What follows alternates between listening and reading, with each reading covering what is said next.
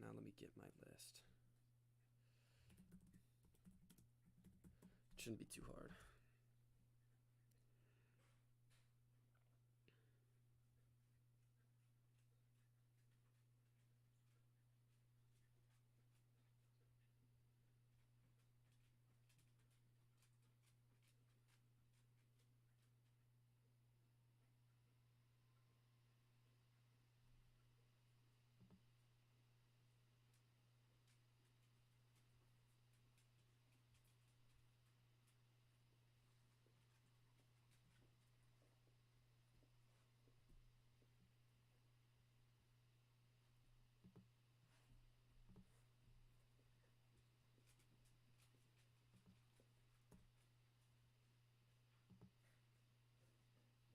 I hate when websites want to disable my ad blocker. It's like, no.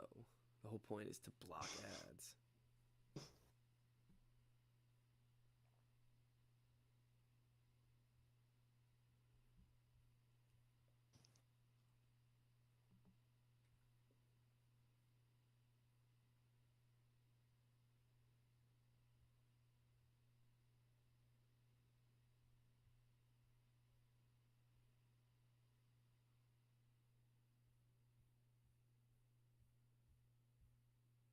All right, audio looks good. Good.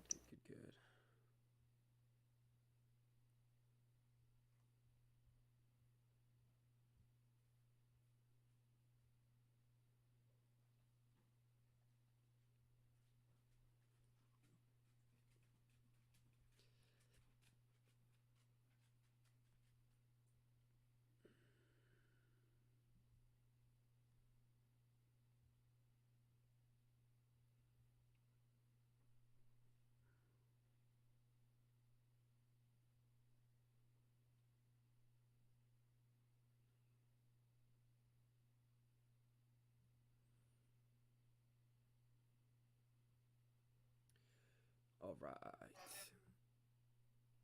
Dan, the list I was looking at, just for reference, I had Michael Thomas at 24. I get he's slam boy, but Jesus. Jeez. I think I saw him at like 16 when I was like. That's way more fair. Yeah. I I mean, he also slam hasn't boy. played in a year. Yeah. So that kind of changes a lot. Yeah, it's true. All right. Let's get started. Let me pull up game 6. I don't even want to look at these stats. Horrific.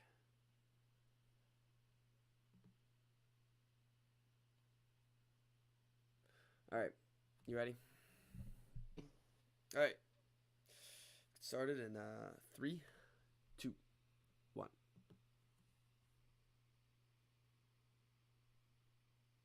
Hello and welcome to the Wise Guys Podcast. I'm your host, Brady Fitzgerald, joined as always by my co-host, Chris Hagan.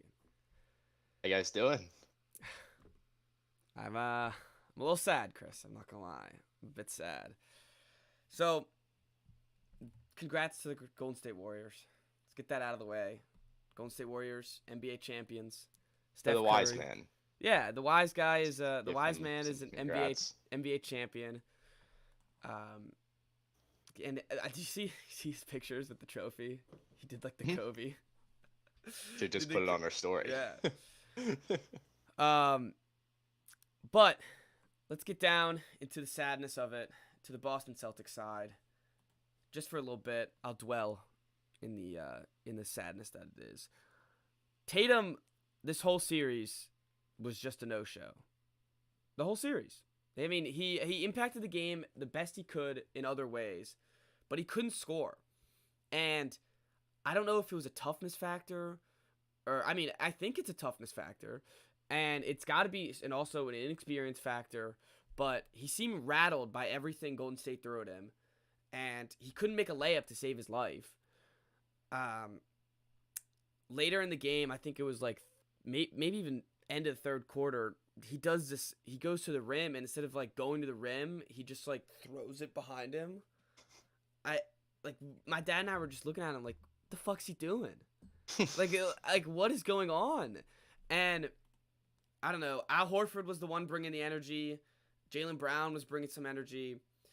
But it was really 3 guys showed up for the Boston Celtics, and that was Robert Williams, Jaylen Brown, and Al Horford. Everyone else, they didn't show up. The bench was horrific. Tatum was bad. Smart was bad. And what baffled my mind, I was like just sitting there watching, like, what did they do in practice? Because every game, I've said it multiple times on this podcast, every time they lose, it's the same thing. So it's like, what are you doing in practice if you're not pushing? Like, they should be practicing on pushing the pace. They should be practicing on transition offense. Every time that a Boston Celtics player is down the court, all the other ones are just standing there. And that's what the Warriors took advantage of, and that's what they don't do. They move. They move when the ball's not in their hand. I saw Jason Tatum just stand in the corner for 3.5 quarters, pretty much. And every time he cut, he got a good layup. So, it's frustrating. It's frustrating, but I don't know. It's a young team. I feel bad for Al. This is probably his last chance, but it's a young team. They can get some more pieces around them. They need a dog, though. They need a dog. And I thought... right now, Robert Williams is the dog. He is the dog. But he's not an offensive threat. No, he's not an offensive threat, nor do they want to make him an offensive threat for some reason. At one point, Marcus Smart is passing it over probably to the other team, and Robert Williams is just standing under the basket, literally, like, uncontested. So... I think, like, I was kind of saying that while watching the game throughout the whole, like, why don't they use him more? He's bigger than everyone on the Warriors. He has the hurt knee, so they could be just worried about him in style. And because if you lose him defensively, they were screwed anyways. So I don't know. He is the dog, though, and I thought Smart was supposed to be the dog. I don't know what happened to this Smart that yells at the team and tells them to get their shit together, because he wasn't there. It's like he's taken on a bigger role offensively, which is not necessarily his strength. No, it's not, and it's not what his team needs. He had games where he really did produce a lot and was a key contributor on offense, but in these finals particularly wasn't. He still took a lot of shots. When, like, his role, he's a defense player of the year, he's that guy, he's the pest. That's who he should be. But when you have your star player not being able to score, and that leaves you with basically only Jaylen Brown that's your bucket getter, and Al Horford on and off, like, somebody's got to try to score points. And that was the issue with this team. They couldn't score points. To save their lives, they couldn't score points. They didn't win a single quarter of this game. Actually, they won the third quarter, sorry. But it wasn't enough. They kept bringing the lead. Like, they kept bringing it to 12. They kept bringing it to 10, to 8. And I was looking at my dad. I was like, can we bring it to 5? Can we bring it to 4? And it felt like the whole arena was, of course, hyped that they were getting back into the game. But it was almost like they're cheering for nothing. Like, they're getting back into to do the exact same thing and just let the Warriors get ahead again. And when the Warriors were on runs too, that place was silent. Like a morgue. Yeah, there was a bunch of dead men walking. They scored after the 14-2 start. They scored, I think it was like 52-25, which is just embarrassing. Like, that's just, like, at some point it's gotta be effort, right? Like, you gotta be out there. I felt like at some points in the game they just kind of gave up at some points, and that was annoying to see. Well, it looked like that with the turnovers, which is something that's happened, like you said, every game that they lose is the same, and it's always turnovers, and they're always careless. Like, the ball will just disappear. It's not like the Warriors are playing or are strapping like every player on the team. No, it just ends up to the other team's hand. It really doesn't make any sense, because you're like, who forced that turnover? No one. They just can't. They just gave the ball on the floor. They at one point, actually at halftime, they averaged more than a turnover per 2 minutes. Yeah, that's not. You can't that's win a not really basketball good. game like that. No. You can't, and It's impossible. this showed the stability of the Warriors, the great coaching of the Warriors, and they were never like the Warriors were never rattled in this series. Even in game 1, they lost and Curry was smiling on the bench. And I think it gives, we were talking about, I think before the series started, the emphasis of being there and doing it before. And I kind of poo-pooed it away, but this series has changed everything. I feel like experience, I mean, it shows that it matters. Like this core and this coaching staff it felt like their heads were on more like on tighter than the Celtics were. Well, yeah, and when things did go wrong, like they were still in the game. Yeah. It wasn't like things were gonna pile on until the point where they were hopeless. Like if the Celtics would go on a run, you knew that the Warriors were a run of their own from getting right back into it. Which the Celtics did in game 1, but then we didn't see that again. Yeah, and the beginning of the game, they actually played, like, I was like watching it and I was like this is real basketball. Like this is actually offense. People are moving around. They're setting different screens for each other, and then that all just stopped again. It all just reverted back to the ISO ball. That everyone just stands around and watches whoever has the ball. And then a little bit afterwards, it came to Horford pushing the pace, and the team's really good when the Horford can push the pace. I love it when he runs the floor. I know, and he can't be the guy to do it. He can't be the 36-year-old to run up and down the court because he gets tired. He can't do it the whole game. So it needs to be Tatum. It needs to be Brown. It needs to be Smart, and it wasn't. So it also doesn't help that the bench was horrific, absolutely horrific. Pritchard couldn't hit a shot. Yeah, I don't think Pritchard's hit a shot nothing since the Milwaukee series. Yeah, in game 1, he hit a couple threes in that stretch where they didn't miss, but that was like a collective. That's true. Something happened where just none of them missed.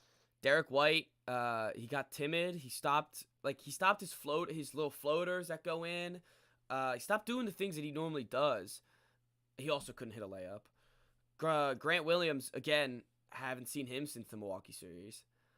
And that was like, if you look at why we won the Milwaukee series, and I guess in the Miami series, was our bench actually pulled through. You know, Derek White had a couple great games in the Miami series. Grant Williams had that amazing Game 7 in Boston and Milwaukee, or against Milwaukee. So it can't just be all on Tatum and Brown, but then again, Tatum can't score 13 points. Yeah, I mean, it felt like he wasn't even playing. No, because he didn't look like he was trying. He had no presence at all. No, he didn't. He disappeared. And the worst part about Tatum is you can see his attitude shift. Like, he'll miss a couple layups, and then he'll just be calling for fouls, slumping his arms, walking up the court, and that's not the energy we needed for Game 6. It should have been and Brown had the right idea. He took 23 shots, he made 12, but the ones that he missed, he didn't sulk. He didn't, hit himself in the head. Like, he was there to play basketball and score buckets. And you can't do the Kobe tweet and then come out and play like that. I agree. Same. Oh no, I thought all of that Kobe stuff, like they were up 1-0, and he was like wearing the Kobe stuff to practice and wearing the armband, and it's like, that's great and all, but it's only great when you back it up. You can't score 13 points and be calling yourself the next Kobe. So, I don't know. I haven't seen any sort of Kobe thing since the series got tight. So, but this, I mean, I don't know. All right, let's look on the positive side. This team was 11th in the league halfway through. No one expected them to be in the finals. They really had no business with the Warriors compared to their coaching staff, their continuity, all that stuff. Just And superstar power the in superstar general. power, yeah. Like Curry was the best player on the floor by miles. Oh yeah, yeah, by a mile for sure. And they took him to 6. So it's a great season when you look at it. It's sad that I'm sad that they didn't finish the job, but they have Tatum's 24, Brown is 25, Smart's only 28. Like this core is going to be together for a little bit. And you had a first-year head coach. And I had a first-year head coach. And there's also stuff to improve. Like we can improve the bench. We can get that dog. We definitely need a 3-point shooter somewhere. And there's stuff to work on with this team. So they're young, they're malleable. I think though the only issue is that there's one giant Giannis in the way. Every year there's one giant Giannis, and we beat him this year. Don't even worry about that right now. Like this is a focus on yourself point of view. Don't worry about all that. But it's hard to focus on the Boston Celtics trying to make it back there when we had this murderer's row that we went through this year. Mm-hmm. And just thinking about just me having to watch them do it all over again just stresses me out already. But it's not we're not even in the playoffs yet, you know? Just try to enjoy the offseason. Because you're right. Like there are things where when you lose a series like this, really any playoff series, you immediately exit with things to improve on, things that you can get better at. And you know that Brad Stevens he's a smart guy. Yeah. He's not just going to run it back. No, that's the same exact roster. He's going to be busy. Mm-hmm. So, they're going to come into next season as one of the favorites, I would think, based on what they do in this offseason. And you have the core in place for a long time. So those are the positives. Yeah, that's true. They definitely need an improvement on the bench. The starters seem fine. Like if Horford can stay another year and stay with he'll be 37 by the end of the next year.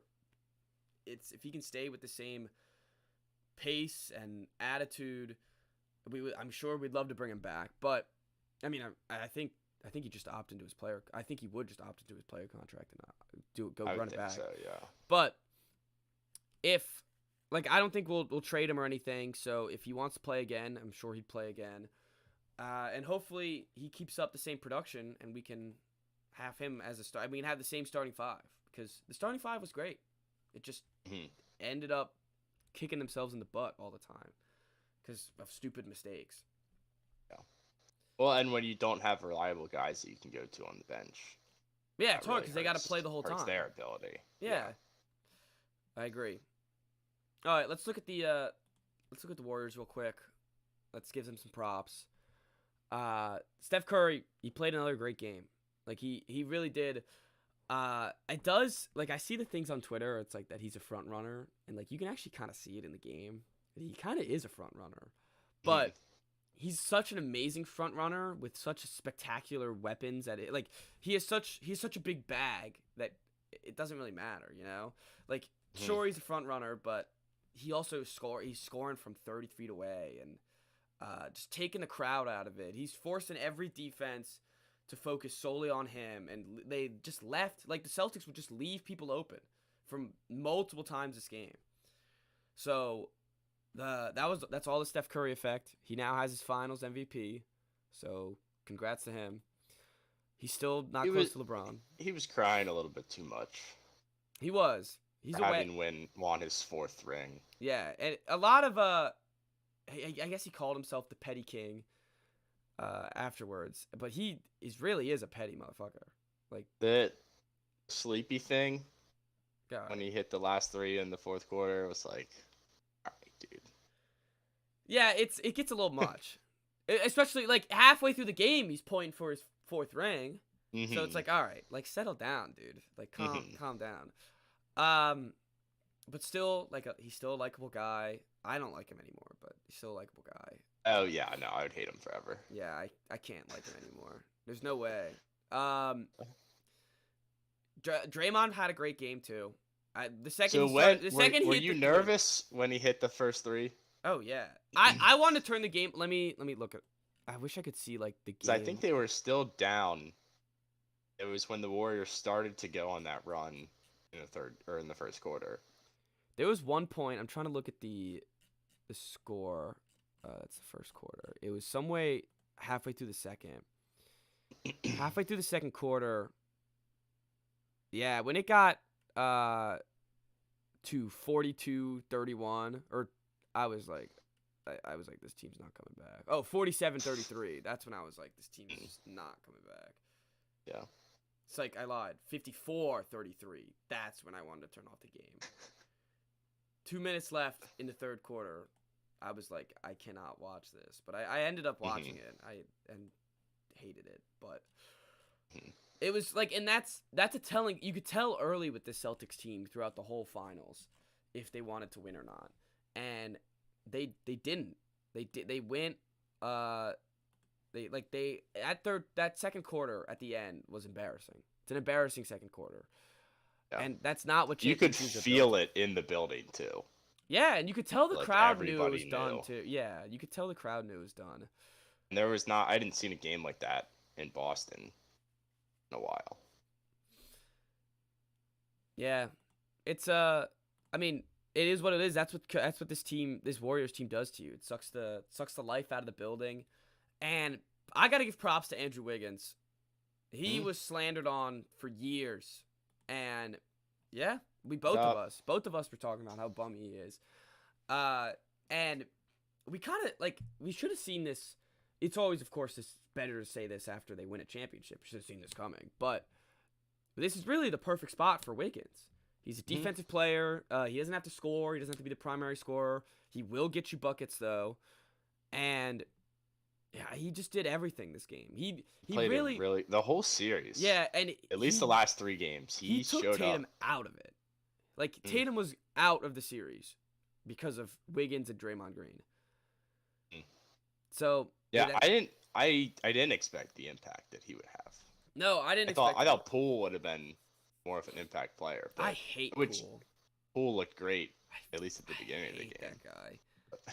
Like, I cannot stand Jordan Poole.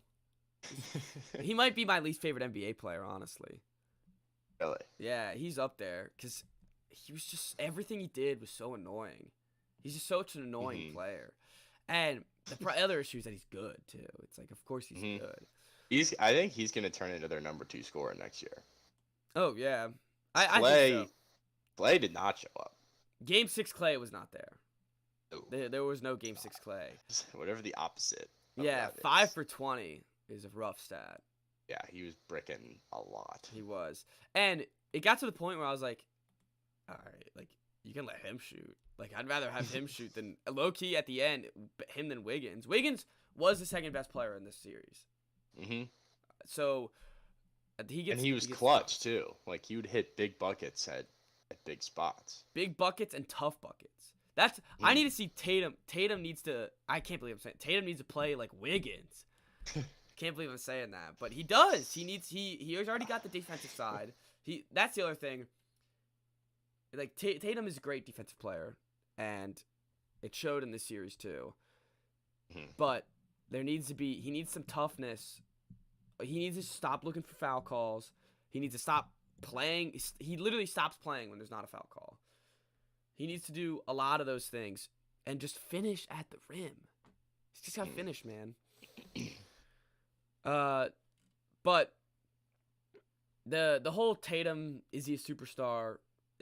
If you say that seriously, like if he's actually a superstar, I feel like you're an idiot. Like, I'm sorry.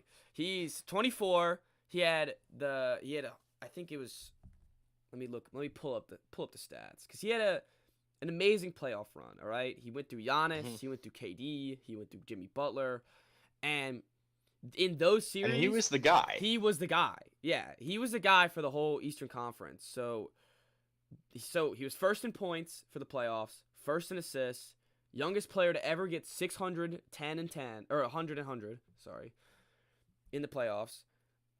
Beat the 3 people I just named, dropped 46, down 3-2 against the Bucks, and won 2 Game 7s. Like, you can't. That's a great resume for a playoff run, and it's his first long playoff run. If you look at the the superstars, the people that we have at the top, and you look at them at 24, not a lot of them were in the finals at 24. Mm-hmm. So, and he is like, whether Jaylen Brown shows up or not in the game, because some nights it's Jaylen Brown's night, some nights it's Tatum's night, but this is Tatum's team. This city fucking loves Tatum. Like, and I almost to a detriment at Brown. Like, I kind of feel bad for him sometimes because, like, no matter what Tatum does, it's like, oh, Tatum. But he does rightfully deserve to get slandered. He rightfully deserves it. But he needs to come in, put in the work this offseason, go to some finishing classes, and get ready for his 25th year in life. I guess I was gonna say 25th year and then say something about the NBA, but that didn't make any sense. Yeah, but I mean, the other thing is, like, a loss in a series like this, especially for him, is only gonna make him more hungry. I hope at least. No, and I mean, he's got to be pretty embarrassed. I would be embarrassed. I said this game. I think it was like game 2 when they lost. I was like, he should be embarrassed. He should be looking at his stats all the time and being like, I need to play better. I need to be the one carrying this team. It can't be Horford.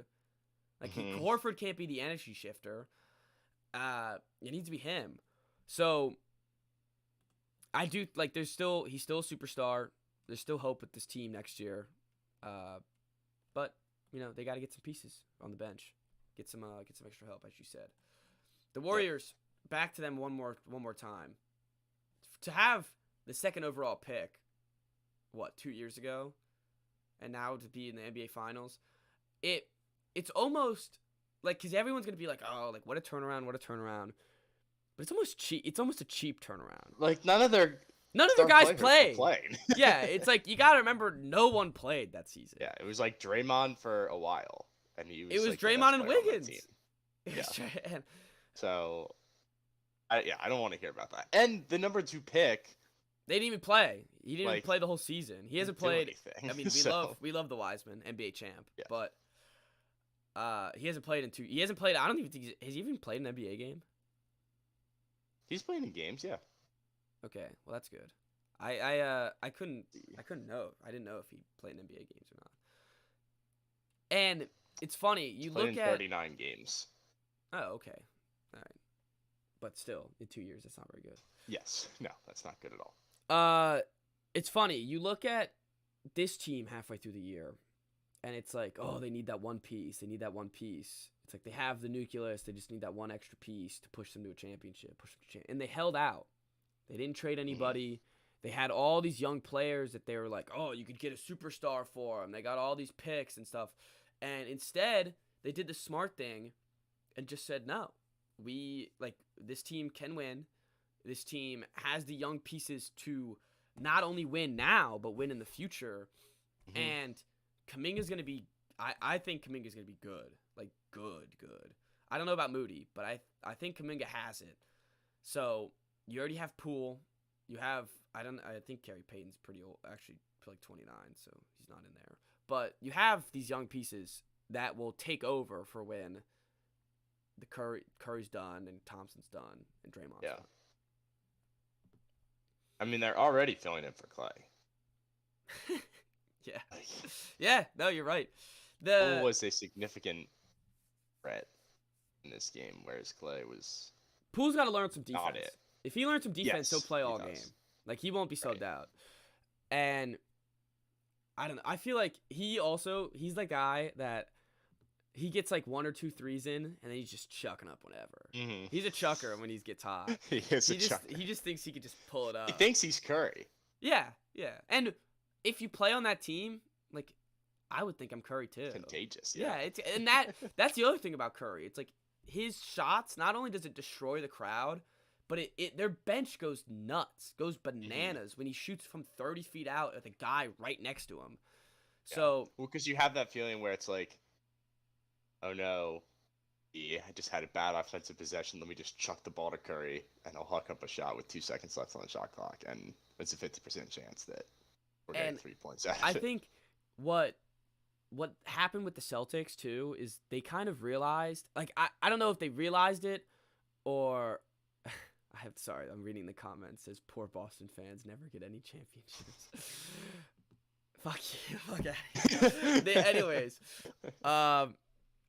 so it looked like he was not only deflating the crowd, inflating his team, but the Celtics looked like they were just like, fuck, like, what are we gonna do? Like, they looked hopeless. It was like I think Stan Van Gundy said it. He was like, they're flailing, and they were flailing. And he did it to everybody throughout the whole playoffs. Yeah. Like, he never, we kept talking about how he never had that huge game, but, like, all it took were little moments where, like, he didn't need the huge just game. played great on defense, and then there's nothing you can do. And when there's nothing you can do, that's when you become deflated. Yeah, I agree. And there were many points throughout this game and this series where they did play good defense on him. And it still didn't matter. It doesn't matter because he's that good. And him going that's why to the rim, he has 4 rings. Him going to the rim and just beating everybody off the dribble, it just take that film and send it to the Celtics because they couldn't do that at all. I don't think they beat one person off the dribble. There was also, like, no help sometimes, though. Because poor Horford, 36-year-old Horford, he's got the braillest knees in the world, is trying to guard Steph Curry, and the Celtics are just like, yeah, go ahead. Go right ahead. Leave him on an island. Leave him on an island. How many times does Curry have to cook Robert Williams and Al Horford for him to get some fucking help? Like, send Jaylen Brown down there, send Tatum down there, and they would do that, and that was the issue. They would do that, and then there'd be a wide open three because they would switch, but not everyone would switch, so it didn't work. The half switch is always what gets you. Yeah, the one person switching, so there's one person that's wide open. If you ever play Wii Basketball on, like, Wii Sports Resort, that's like the cheat code. The half switch? You get because the defenders don't communicate very well. Yeah. So you get the defender switches off and then bam, lob it up. Good. So the other thing with that is, like, when Horford was on his run, he like hit 3 threes in a row pretty much. And I was like, great. Al Horford can hit these threes that we've been waiting for, and then we're just going to leave a 3 wide open. So the score was still 16 up Warriors. Like, come on. Mm-hmm. It was driving me nuts. But it's detriment to the Warriors offense and their whole, as I said, continuity and stability. At least you can say the better team won. I don't think that's true. Really? I thought, like, I think if the bench players are right, this Warriors team is done in 5. They weren't. No, I know, but they weren't right. They weren't. Yeah, that's what I'm saying. They weren't right, and the Celtics kept like. That's why I'm frustrated, because it was self-inflicting wounds every game. It was always the same self-inflicting wounds. So that's why. But at some point, like, that's just who you are. I guess you're right. Like, you can blame it. You can say, like, we beat ourselves, and, like, if we played our best, we probably could have beaten them. But if you say that after every game. But I didn't say it after every game. Point, they won 2 games. They were great right, in those 2 but games. After every loss, they loss, played Celtics basketball in those 2 games. That's the difference. Is they played Celtics basketball in those 2 games, and the other 3 games they didn't. They played it for a quarter. Which one is the real team? The team that made it to the finals, I guess. Yeah, the team that made it to the finals. That was the real team. Sense. But no, that's the thing. It doesn't make sense. It doesn't make sense. That, like, you're trying to do it in your own head, but it doesn't make sense to anybody. It doesn't make sense. Like, this team just doesn't. It was literally like you could turn them off. It looked like someone flipped a switch in the back of TD Garden, and the Celtics just stopped playing basketball. Mm-hmm. So that's why I say that too. It's awful. It's awful basketball.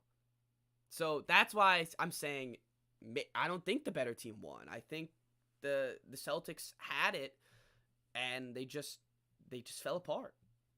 Yeah. Okay. I guess. I still think that the Warriors are more talented. I think Steph Curry's more talented. I think, like, Wiggins if you is probably better than Tatum. Shut up.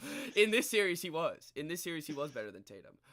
But if you look at this, like, if you look at the teams before the series started, and we could have done this, it goes Curry's the best player, Tatum, Brown, maybe Wiggins, and then what? Horford, Williams, Smart. Like, it's more. Yeah, but Thompson was garbage. Come on. Now. Before the series, I would have put him fourth, I think. Put him fourth? All right, so, okay, Curry, Tatum, Brown, Thompson. I would say Smart, Horford, Wiggins, Robert Williams, and then I guess it doesn't matter by that point. But what I'm saying is there's I feel like there's more better players on the Celtics. So, yeah, I think they're the better team, but it doesn't matter. It's quantity over. Yeah, that's true. It doesn't matter now. Pointless discussion. Yeah, it doesn't matter now. So, also, I'm so glad the ESPN should never get the finals again. Mm-hmm. That was a horrific showing by the finals of ESPN. The halftimes were always shit. The announcers were I don't know why you keep watching the halftime show. Like, because it's just on. What do you want me to do? I'm just sitting there sulking because my team's scored 39 points. I'm sitting there sulking on Twitter. I guess I normally do that anyways, but that just makes me even sadder because they scored 39 points in the first half in 2 games. Anyways, no, ESPN blows. I don't know about you, but I can't stand Stan Van Gundy. He is the most annoying person ever. I think he's hilarious. Was it? If it was my team though. He said Stan is okay. Yeah, that's what I meant. Yeah, I meant Jeff. Jeff was this one, right? He's like the little rat. Yeah, he's a pest, bro. He's so annoying because he says the same stuff. Him and Mark Jackson are just like two buffoons. Mark Jackson is. They literally say the same really thing every don't know why play. He's still on the broadcast. Every game, he's like the same thing. He is really bad.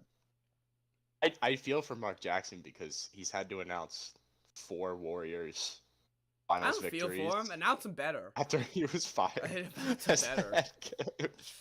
Nah, announce him better, bro. And no, I'm not saying it has an effect on his announcing, but yeah, but I know what you're saying. He shouldn't be on the broadcast. He's the most useless person ever. Yeah, it should really and I feel like Mike Breen only just says bang. I can never tell if it's his voice or not. Besides, the cadence, everything he says, he just says in such a perfect cadence. Yeah, that's true. You could say straight bullshit, and the way he says it sounds cool. That's true. He's got a good voice for. He does have a good voice for announcing, so I guess that's. But. Can you imagine Kevin Harlan doing the finals? That'd be awesome. But it's funny thing because ESPN, there's no good color guys. I feel like there's none of them are good. No, it's not like Reggie Miller. They should let 90-year-old Hubie Brown do it. That's what I'd like to see. Who does the college basketball? Doris Burke. Yeah, I like Doris. Doris gets shelled away on the radio, and poor Doris. Dan Schulman does college games, and Jay Billis is the color guy. They're pretty good. That's one of my favorite crews on TV. Yeah, they're really good. Schulman is one of my favorite announcers in the game. They need someone else in sports because it's detriment to the game. It's really bad. Yeah, I mean they should just give it to TNT. Yeah, they should. Well, not give it, but TNT should go get it. Because imagine the pre and post game and halftime for the NBA Finals is that crew. Oh, everyone and their mom would be watching it. Yeah. And it's funny. Those are I was at someone's house one time when just a random TNT game was on, and it was halftime. And they're like, "Oh, let's switch it." I was like, "No." Yeah, no. I was like, "What are you talking about?" And he was the most entertaining. He was like, "What? It's just a halftime show." And I was like, "Yeah, I want to watch it. I want to watch the halftime show. Sorry." But yeah, they deserve it. I feel like just for that alone. All right, have we exhausted ourselves on the finals? We said everything, I think. Yeah, I got nothing left. I got nothing left either. Congrats again to the Warriors. There's no need to feel bad for me either. I'm just gonna throw that out there. No one feels sad for me. It's all right. But let's Thanks for the disclaimer. yeah, just showing it out there. No one feel bad for me. It's all right. Let's move on. The offseason is already getting started. The finals weren't even over yet, and the Dallas Mavericks were making trades to improve their team. They traded their 2022 first round pick, 26th pick, Boban, Marquise Chris, Trey Burke, and Sterling Brown for Christian Wood. How did the Rockets get out of this trade? They got nothing. They got the 26th pick. Overall. Which maybe turns into something. Maybe if you're lucky, if you're lucky, you can get like a Jordan Poole, but that's about it. Like, this is such a steal. What a steal for the Dallas Mavericks. They have now the rim protector that they need. He's a good rim protector. He's a solid player. He's 19 points a game. He'll help out Luka. He's a good lob finisher to Luka, and it just improves their team that just made the Western Conference Finals. Well, and they got rid of their big man Porzingis. Yep. And that was like a hole on the team. You just put in Christian Wood, who's a better fit with them. And they gave up. I was like, wow, that's a lot of guys to give up. I was like reading the names, and I was like, a whole lot of nobodies. Did any of these guys play no, in the playoffs? No, they didn't. They didn't. It's like we were criticizing teams for trading like their whole depth for superstars. Not like Christian Wood's not a superstar; he's a really good player. But so I was like, that's at first I was a little bit skeptical of it, and then I recognized a couple of the names, and then I went and looked at their numbers, and I was like, I mean, these are scrubs. Yeah, these are bums. Like, honestly. These are the perfect guys to play on the Rockets while they're in, like, a transition period, but that's all they are.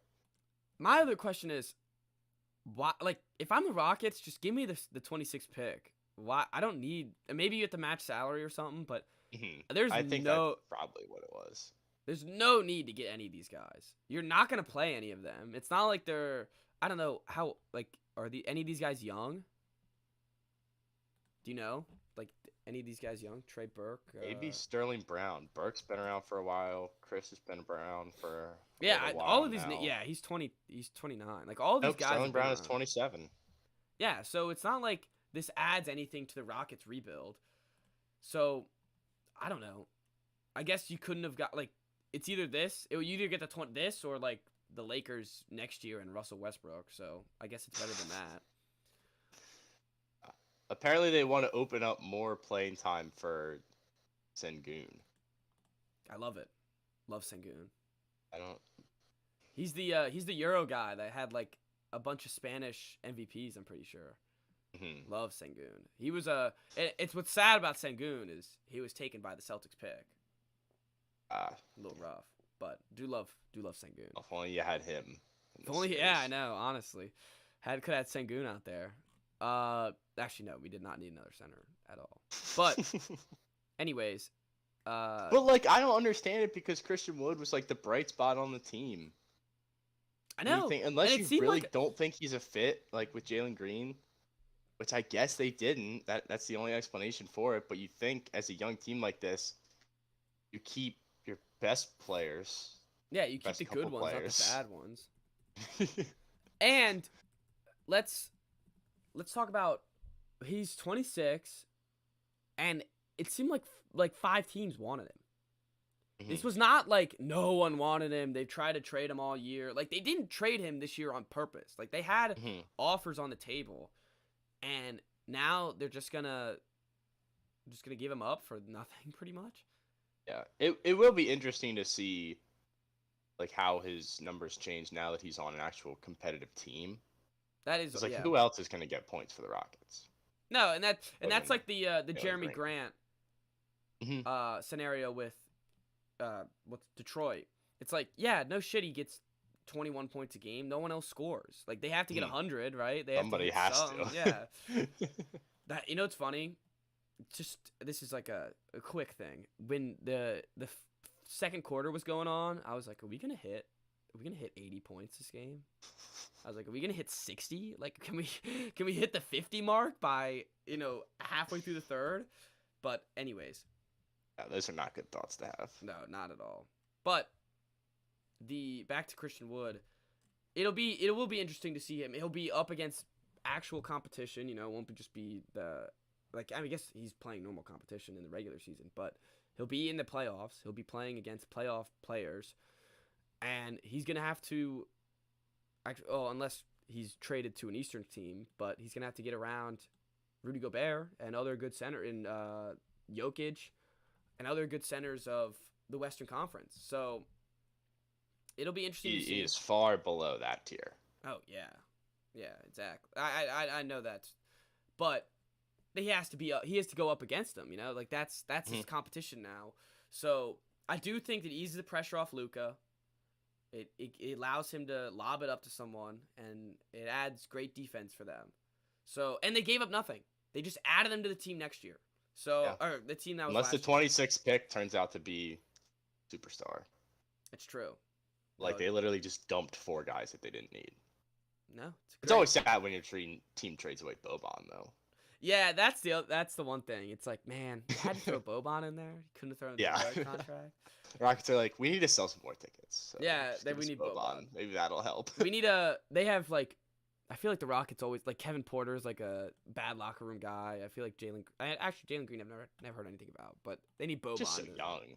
They need Boban to settle him in. He's the gentle giant. I'm sad at the Luka Boban, their friendship's gone. No. It's sad. It is sad. All right. Well, I guess if we were giving grades, Mavericks get an A, Rockets get a C-. You get the pick. That's it. Nailed it. Yeah. Yeah. All right. Unless Sengun turns into an all-star, which I guess then you look back and you say it doesn't matter what we got. This trade was necessary. Yeah, that's true. And you could be like, "And we as got long the as you 26 get pick." players out of it. Yeah. Yeah. So we'll see. I mean, I think they probably are trending in the right direction. They have, I think it's 4, 17, and 26. No, they have picks. They have 3. Is it 3? Okay. Yeah, because they have the chance to get Paolo if he drops. Mm. Or it's funny. Chet drops. Yeah, Chet if he drops. But then what do you do with Sengun? Yeah. No, I think the draft's gonna be really interesting because it starts. What's nice is that it starts at 4. We just know that the 3 will go in any order. Oh, I thought you meant it starts at 4 o'clock. Oh no, sorry. Nice. That's huge. No, sorry. I meant the 4th pick because we know the top 3's going in some order, and then we'll have but it's nice because we don't know. I have no idea what order. What, Chet, Paolo, Ivy? No, Chet, Paolo, guy from Auburn.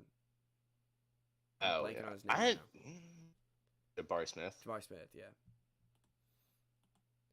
You're not a fan? I haven't watched a mock or looked at a mock draft in a while.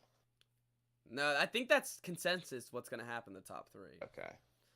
But Ivy's right there at 4, and but the problem is the Kings have De'Aaron Fox, and they're gonna be because they're the Kings and they're dumbasses. They're gonna be like, oh, I can't draft 2 point guards, even though they drafted, I think they got Davion Mitchell last year, which was a pick, and Halliburton.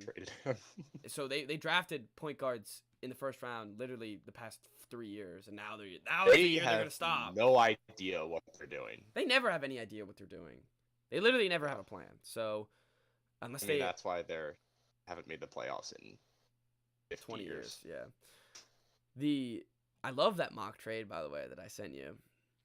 Kyle Kuzma in the 10th for the 4th. Yes. Love it. All over that. Because I want Ivy. That's the guy I want. That would be it. You'd be right there. I have a bias towards Big Ten guys because I watch them play. Yeah. But, give me Jaden Ivey. That would be fantastic. Give him the reins. Although this mock draft has us taken Johnny Davis, who's another Big Ten guy. There you go. It's funny.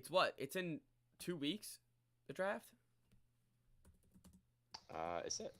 It could be even closer, but I think it's June 23rd. It's next week. June 23rd. Yeah, I like that. I like that too. Get things started. That's the one thing about the NFL. It's they got it's a lengthy way until the draft, until free agency. But NBA just goes bam, bam, bam. And I'm a fan of it. Let's get it on. It gets for good content, for always packed episodes. Now, yeah, so draft is before free agency in NBA.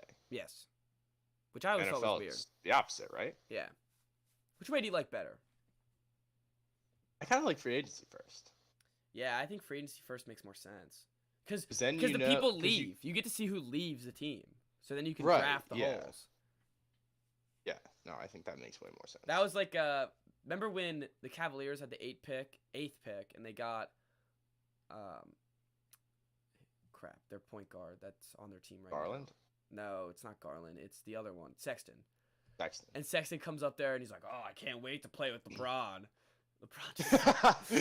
LeBron just said I mean that we kind of knew that. Oh, we kind of knew LeBron was leaving, yeah. But still, it's funny. All right, so that's next. I thought it was in 2 weeks. I'm excited for that next week. Yeah, I guess that'll. Maybe our content. 23rd. That would be a Thursday. That'll be our Friday content. It's always on a Thursday, I'm pretty sure.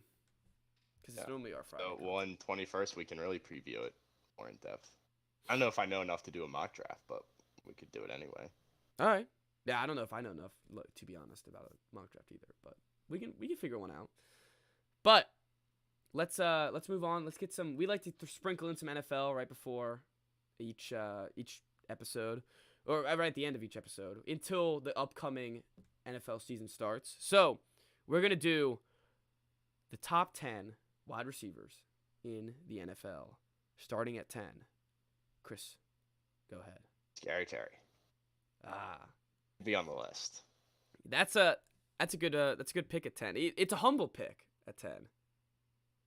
I think.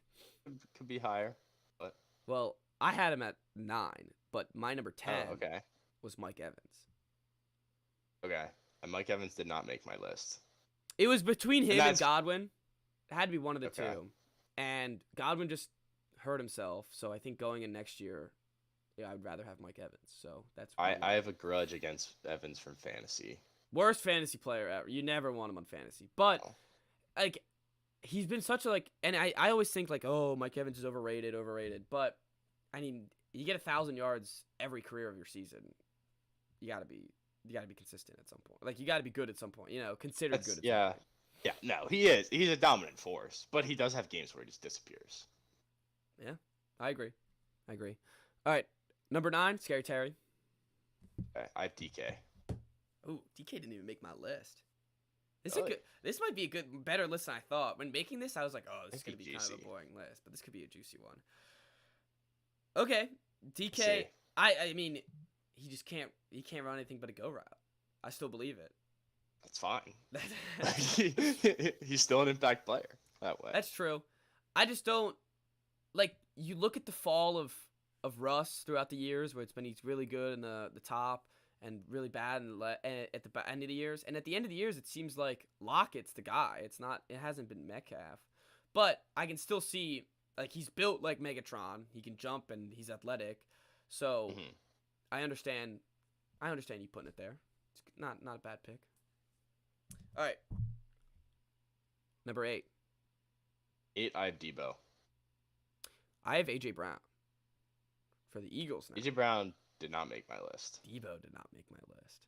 Okay. This is going to be a spicy I mean, list. I don't know if I had more recency bias putting him on there, but he was so incredible last year. And if we're going to directly compare him to A.J. Brown was hurt a lot of the year. That's true. And I don't like it when people say that he's better than Terry. So if I put Terry at 10, then there's no room for him. That's fair. Because that's always a comparison, because it was the same draft and they're both third-round picks. And they're both similar play style. And it's funny, I have Terry right behind him, though. It's right there. He's right there, right behind him. So A.J. Brown came out and said he's the best Titans receiver of all time. Yeah, maybe if he didn't play 3 seasons there and then who else did they have? I mean, they have had no one, but statistically wise, he would have been the best. Yeah, but he played 3 seasons there, so you can't consider yourself the best. There is so much hate there, and I don't know. I don't understand where it came from either, because it was he quote unquote requested the trade, and then it was immediate hate on he was just calling out people, and yelling at people on Twitter. It's like, oh Jesus, He does. burn every He's a bridge, I big, guess. He's a big Twitter guy. Yeah, he is. He I guess he just wanted to burn every bridge. Yeah. But I guess so. all right, number 7. I have my Maryland guy, Stephon Diggs. I had Jamar Chase. So Okay, I have Chase a little bit higher. I have Stephon Diggs a little bit higher. I think Diggs is slept on. I feel like he's right where he should be, and I have the Maryland bias too. That's fair. That's fair. Like he's not top 3. I feel like anywhere between like 4 and 7, you could put him at. Yeah, I think like honestly, these guys that I have, my top 3. It's interesting actually. We'll talk more about it as the list progresses. But this was a tough list to make. It was tough because there's so many factors. Like it's not just their play. It's like, and it matters about their quarterback because their quarterback hasn't tipped in the ball. So that's probably why wide receivers like hate negotiating contracts because they're probably like, oh, these are your stats. And be like, yeah, but these are my quarterbacks. Like that's exactly what Terry's doing right now. So because he wants to get paid like a top guy, and they're like, well, your numbers don't line up. He's like, well, you had Dwayne Haskins in case Keenum throwing to me. So. Yeah. And what, Dan Gilbert? Derek Gilbert. Gilbert. All right. Jamar Chase, he's just a rookie. He had that one breakout year. I'm going to give him a shot before I put him in the top 5. That was my thinking behind it. Give him another year. Okay, that's fair. So we had that same thing with Burrow, I think, when we did quarterbacks. Because I think I had Burrow over, or you had him. I don't remember where it was, but that was the same. I have the list. I had Burrow at 7. I'm guessing you had him higher. Right where I put Jamar Chase, actually. Yeah, right where I put Jamar Chase. Yeah. All right. Number 6. I have Justin Jefferson at 6. I have DeAndre Hopkins. Okay. I guess, going into next year, I guess you wouldn't. I guess I wouldn't put him on this list because he's suspended. But when he's out there, and especially him on those Texans years, it's like, man, he was such a force. Just think about the Hail Murray against the Bills. All those. He was hurt a lot of last year too. He was hurt a lot of last year. He only played 10 games, and even when he played, I think he wasn't fully healthy. So that's why this list was also tough, because there are guys like that. Yeah, and it's hard to put. You know how good they are, but like recently they haven't been as good. So my brain was in a pretzel. And there's new rookies and players that are on new teams that have been better more recently instead of the longevity of it. But I don't know. I think Hopkins needs to be on there just because of the longevity of his career. Yeah, so I far. have him. Yeah. Okay. Well, then good. What do you think about Jefferson? Jefferson, That's reasonable. a little too low. Okay. Even though now it's been 2 years, right? Yeah, it's been 2 years. Yes. So and he has Kirk Cousins, so it's not like he has a superstar quarterback. I just think Jefferson's kind of in the perfect spot where, not on your list, but in the NFL, where like he is just going to be able to develop for a little bit and then eventually, hopefully, win some Super Bowls later in the career. Maybe not with Kirk. That's what I mean. Yeah. Yeah. All right, number 5. I have Stephon Diggs. Chase at 5. Okay, so we literally flipped. I think Chase. Yeah, we did. But this was the tough one. Was Chase and Jefferson? I didn't know which one to put ahead of the other. Mm-hmm. I think Chase has more raw talent. Okay. I mean, it could be just like a breakout rookie year, and then he doesn't improve at all. That's very possible. I don't think so, though. No, I agree. He's like a legitimate superstar. And I think his connection with Burrow is just going to get better. Sorry. Mm-hmm. Yeah, and he's another one who's literally in the perfect spot. Like, they have other weapons, so it's not like they can just sell out on him. He's got a great quarterback. No, he just made it to the Super Bowl in his first year. Mm-hmm. So, you're right. I think he is in a perfect spot. I think he is you're right. His connection with Joe Burrow is going to just strengthen. I think he's going to get better as a player. Remember when they just said he couldn't catch footballs? And then he said, like, I'm proving people wrong. It was a little bit warranted. But then, like, very quickly, it was pretty obvious that he could catch. But that was, remember we were talking about during the season. The interesting part about that is they were the ones saying he couldn't catch footballs. It wasn't like it was anyone besides the Bengals, beat writers and scouting report that was like, he can't catch a football that doesn't have college stripes on it. And then he's the one going, oh, I said I couldn't catch footballs. It's like, no, you said you couldn't catch footballs. All right. Number 4, I have Justin Jefferson. I have Hopkins at 4. Oh, okay. We're going on talent. Yeah. I think Hopkins, like, this is the right spot for him. Yeah, I think that's fair. He is a dominant force. Yeah, he really. And no hands are like his hands. I think he has the best hands in the game. He has a presence on the field that you just have to cover. You got to double cover him. And it's always interesting because the Cardinals have never really had a good second receiver next to him. So it's like everyone just sells out on him, and he still produces. So I have Hollywood. Now they have Bollywood.